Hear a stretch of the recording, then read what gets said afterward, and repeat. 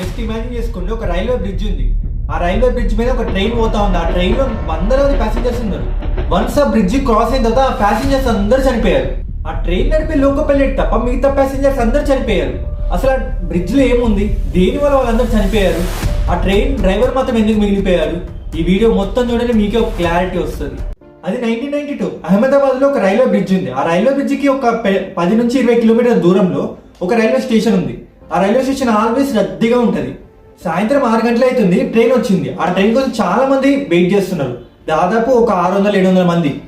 So అందరూ ఆ train ఎక్కిన తర్వాత అందులో ఇద్దరు ప్యాసింజర్స్ మాత్రం విపరీతంగా గొడవ పడుతున్నారు సీట్ కోసం. ఆ గొడవ మెల్లిమెల్లిగా సీట్ కోసం కాకుండా ఒక ఈగో కోసం ఒక గొడవ తయారైపోయింది. ఇప్పుడు తను ఒకరికి సీట్ ఇస్తే తను తగ్గిపోయినట్టే అనుకోని ఇంకా ఆ గొడవ మెల్లిమెల్లిగా పెద్దగా అయ్యి, ఎంత పెద్దగా అయిందంటే ఇద్దరు ఫైటింగ్ చేసుకునేటట్టు అయిపోయింది. అక్కడ చుట్టుపక్కల ఉన్న వాళ్ళు ఆ గొడవ ఆపిరు, ఓకే. అప్పటిదాకా సైలెంట్ గానే ఉంది. ఎప్పుడైతే 8-9 అవ్విందో, ఆ బ్రిడ్జ్ దగ్గరికి ఎప్పుడైతే ట్రైన్ వెళ్ళిందో, అప్పుడు మళ్ళీ ఆ గొడవ స్టార్ట్ అయింది. ఆ గొడవలో ఒక వ్యక్తి ఇంకో వ్యక్తి బయటికి వేసేసాడు ఆ ట్రైన్ డోర్ నుంచి. ఆ వ్యక్తి ఎప్పుడైతే ట్రైన్ బయట పడిపోయాడో అతను చనిపోయారు. అంటే ఇక్కడ ఒక మర్డర్ జరిగింది, అది కూడా బ్రిడ్జ్ దగ్గర.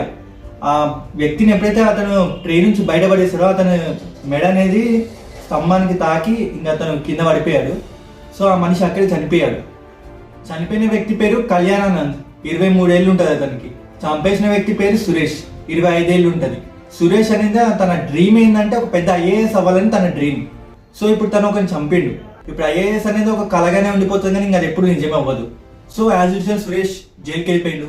అండ్ కళ్యాణ్ వాళ్ళ పేరెంట్స్ అంత్యక్రియలు చేసిండు.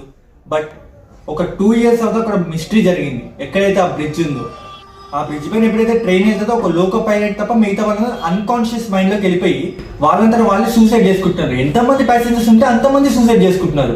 ఒక్క లోకో పైలట్ తప్ప మిగతా వాళ్ళందరూ ట్రైన్ బయట నుంచి దుంకేస్తున్నారు. అయితే ఆ రోజు రాత్రి ఆ బ్రిడ్జ్ మీద 2 ట్రైన్స్ బయలుదేరాయి. 2 ట్రైన్స్ లోనూ సేమ్ ఇన్సిడెంట్ ఇలానే జరిగింది.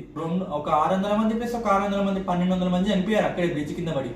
సో అక్కడ సీసీటీవీలు కూడా లేవు. జస్ట్ ఒక లోకో పైలట్, 2 ట్రైన్ల లోకో పైలట్స్ తప్ప ఎవ్వరు బతకలేదు. ఆ రోజు రీసెర్చ్ స్టార్ట్ అయింది ఏం జరుగుతుందని పోలీసుల ద్వారా. ఎప్పుడైతే ఇన్వెస్టిగేషన్ స్టార్ట్ అయిందో, ఆ బ్రిడ్జ్ పై నుంచి ట్రైన్స్ వెళ్ళడం అనేది బ్యాన్ చేశారు. ఎందుకైనా మంచిదని. ఎందుకంటే ఎవరికి తెలియదు అది ఎవరు చంపుతారు. వాళ్ళ తర్వాత వాళ్ళే బయటికి దుంకేస్తున్నారో, లేదంటే ఎవరైనా వచ్చి బయటికి దుంపేస్తున్నారో తెలియదు కదా. ఎన్ని కథలో ట్విస్ట్ ఏంటంటే అక్కడ డెడ్ బాడీస్ కూడా దొరకట్లేదు. అసలు ఎవరు చనిపోయారు, ఎవరు ట్రైన్ ఎక్కిండ్రు, ఎవరు చనిపోయిన కూడా అర్థం కావట్లేదు. 600 మంది మిస్సింగ్ కేసులు అయితే రికార్డ్ అవుతున్నాయి. అండ్ ఇక్కడ సూసైడ్ చేసుకుంటారు అని ఎవరు చూసి చెప్పారంటే అక్కడ ఉన్న లోకో పైలట్ వెనకాల ముందర ఉంటారు కదా, వాళ్ళు చూసి చెప్పారు ప్రజలందరూ రన్నింగ్ లో ఉన్నప్పుడే దుంకేస్తున్నారని. పెద్ద షాకింగ్ అయిపోయింది అంతా. అక్కడ ఇంట్రెస్టింగ్ పాయింట్ ఏంటంటే ఇక్కడ దుంకిన ప్రజలు ఎవరైతే ఉన్నారో వాళ్ళ శవాలు కూడా దొరకట్లేదు. కనీసం దుంకితే వాటర్ లానే ఉండాలి కదా, కనీసం తేలాలన్నా కదా కింద. ఆ శవాలు కూడా దొరకట్లేదు. ఏం జరుగుతుంది ఎవరికి అర్థం కావట్లేదు. పోలీసు అయితే షాక్ అయిపోయారు. ఇంకా ఆ బ్రిడ్జ్ ఒక 2 ఇయర్స్ వరకు బ్యాన్ చేద్దామని అనుకున్నారు. అసలు ఏం జరుగుతుంది ఎవరికి అర్థం కావట్లేదు. వస్తుంది ట్రైన్, దుంకుతున్నారు, సూసైడ్ చేసుకుంటున్నారో తెలియదు, ఏం జరుగుతుందో అర్థం కావట్లేదు. దుంకుతున్నారు, చనిపోతున్నారు, శవాలు కూడా దొరకట్లేదు. ఇప్పుడు ఆ బ్రిడ్జ్ మీద ట్రైన్ నడవక దాదాపు 6 ఇయర్స్ అవుతుంది. చంపిన సురేష్ కూడా బెయిల్ నుంచి బయటకు వచ్చేసాడు. సో పోలీసులు ఏం చేద్దాం అనుకున్నారంటే ఆ బ్రిడ్జ్ మీద నుంచి ఒక ట్రైన్ పంపిద్దాం, అందులో మనమే ఉందాం, డైరెక్ట్గా ఏం జరుగుతుందో చూద్దాం, పైన కెమెరాస్ పెట్టుకుందాం, ఏం జరుగుతుందో చూద్దాం అనుకున్నారు. అలాగే ఆర్డినరీ ప్యాసింజర్స్ కూడా ఎక్కించుకుందాం అనుకున్నారు. అలాగే ఎక్కించుకోరు కూడా. ఎప్పుడైతే ట్రైన్ ఆ బ్రిడ్జ్ మీద పోయిందో అందరూ అన్కాన్షియస్ అయిపోయి వాళ్ళే దుంకేస్తున్నారు. అందులో ఈసారి ట్విస్ట్ ఏంటంటే సురేష్ అన్కాన్షియస్ అయిపోయాలి. అతను ఒక్కడు తప్ప మిగతా అందరూ అన్కాన్షియస్ కింద పడిపోయారు. అతను ఒక్కడే ఉన్నాడు.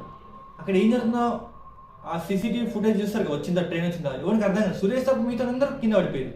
కానీ సురేష్ మాత్రం ఒక బ్లాక్ కలర్, చాలా బ్లాక్ కలర్ అండ్ క్రూయల్గా చంపింది. ఆ బ్లాక్ కలర్ వచ్చి, బ్లాక్ కలర్ అంటే ఒక దయ్యం లాగా అందరినీ హిప్నటైజ్ చేసి చంపినట్టే చంపేసింది.